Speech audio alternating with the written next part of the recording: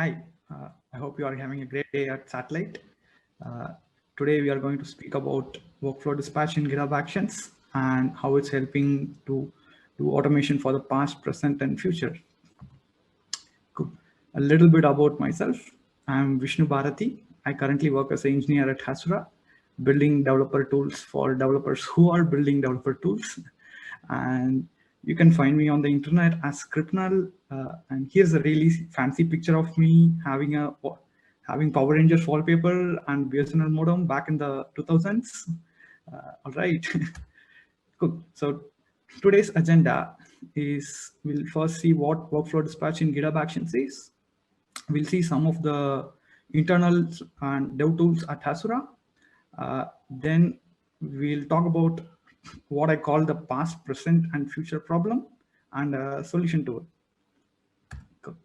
Okay, what is workflow dispatch? Uh, Workflow dispatch is a special kind of workflow in GitHub Actions, which you can write that will take a set of inputs and run it manually whenever you like it from the GitHub UI. So if you are familiar with GitHub Actions, you might have seen this UI where you can see the workflow runs for any event that triggers a workflow. But Workflow Dispatch has this special UI where you can provide a set of inputs that you like and press the run workflow button to run the workflows whenever you like. Cool. So it's kind of like a manual thing that you trigger, right? You might ask what it has to do with automation, but yeah, we'll kind of see what the kind of power it gives. Cool. Okay, so how do we write a workflow dispatch? First, it's like mentioning it's like any other workflows that you write in your GitHub Actions. You just create a YAML file and have a name, and in the on section you will say workflow dispatch. Usually if it's like a pull request or something, some other event, you will mention the event here, right? Instead of that, we will mention workflow dispatch and give a set of inputs. The input section here will, whatever you are giving in this input sections will exactly translate to that in the UI, where your users can actually uh, give their inputs. And after that, it's the normal thing where you can give a bunch of logic that based on your inputs that your GitHub workflow can execute. So here, so this piece of YAML, I took it from our production code, which we use to manually trigger uh, manually trigger previews for pull requests. The inputs that it takes is the link to the pull request and the commit SHA, from which should be taken for the preview app to deploy. If you leave it empty, it will just take the latest commit SHA. So you can kind of mention all these kind of conditions there. And the workflow takes it and deploys a review app for that pull request and comments on the pull request like this. You might be wondering what to do with these kind of thing, right? Like you can just trigger the job whenever you want. But the thing is, once you have this core logic that you can run whenever you like, you can build on top of it. For example, we built a slash command kind of interface on top of workflow dispatch. Basically, whenever someone comments slash Heroku deploy on a pull request, we would actually trigger the workflow dispatch via the GitHub API, and the workflow dispatch runs and comments like this. That's why we had the comments there. So this kind of workflow is usually normal in Hasura, where we kind of comment stuff on the pull request itself to get like immediate feedback. Okay, so here are some list of internal tools at Hasura. We have a review app for pull requests. We have a pull request shadower, which we'll be seeing next. We have some more bots.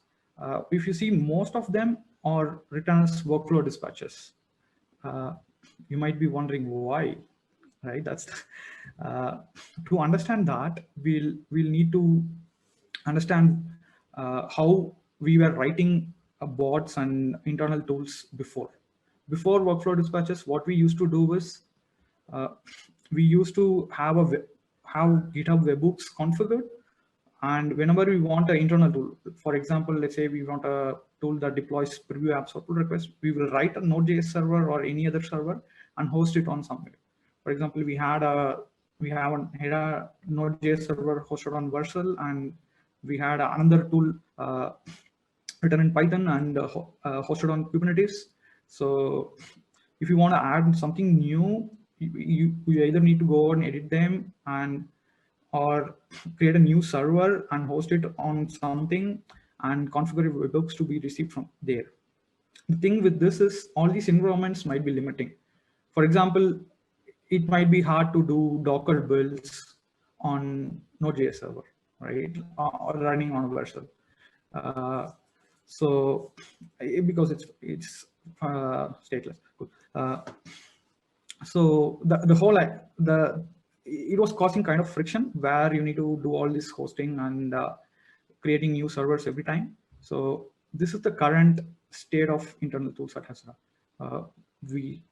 Whenever someone wants to write an internal tool, we just write a workflow dispatch first and manually like give it to some developers who are interested in running it, and they will run it. They can trigger it from the browser, and at the same time, once we are okay with the automation, what we will do is we just run one server on Vercel that kind of handles all webhooks and kind of delegates the request to workflow dispatches.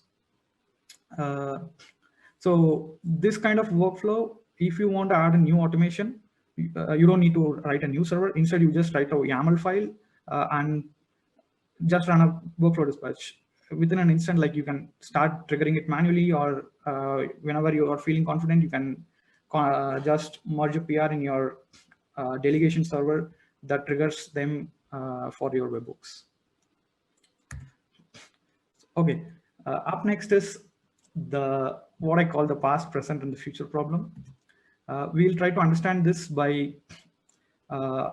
seeing a scenario that happens at Hasura every day.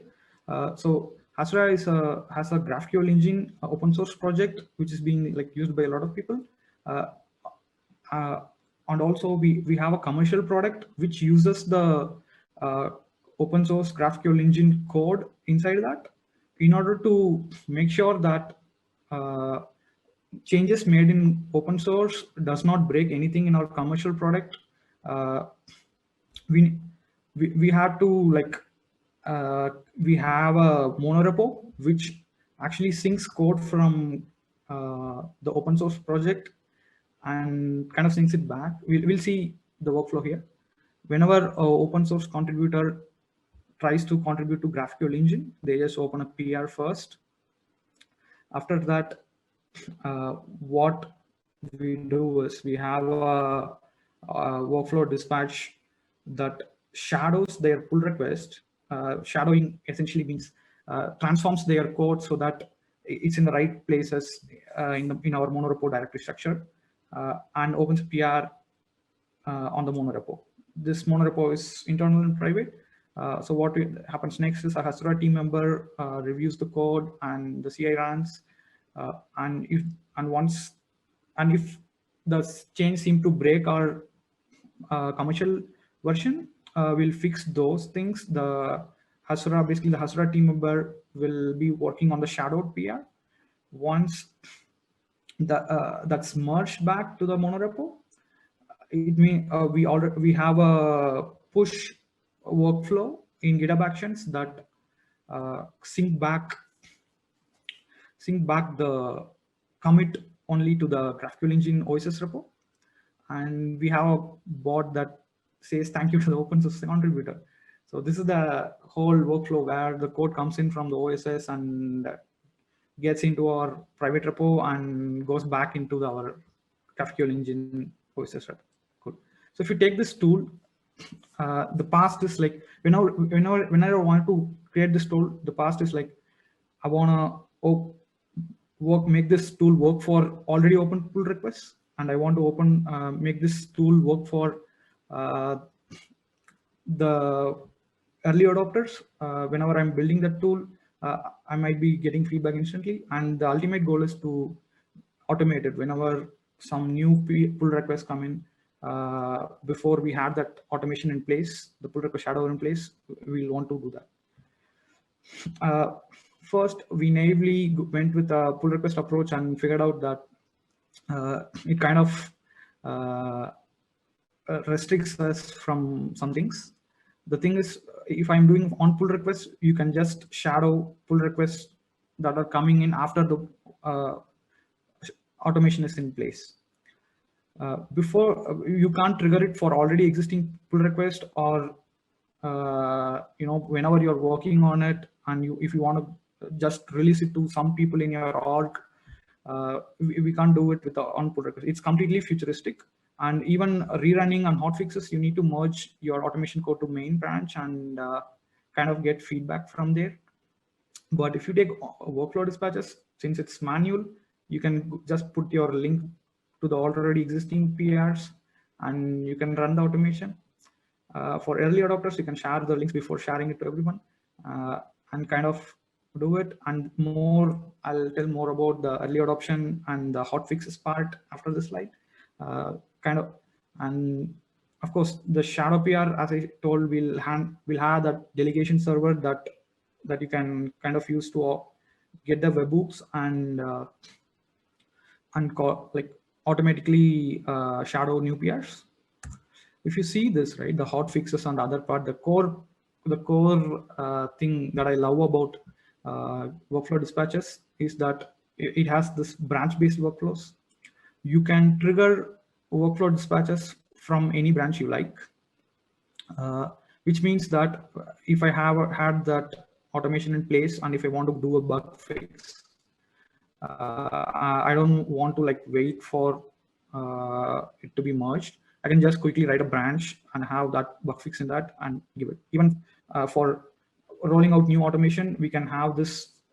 We can have the code in a separate branch, and we can kind of give that to the early adopters and ask them to trigger from this branch, so that you get this, they get to use it before anyone else.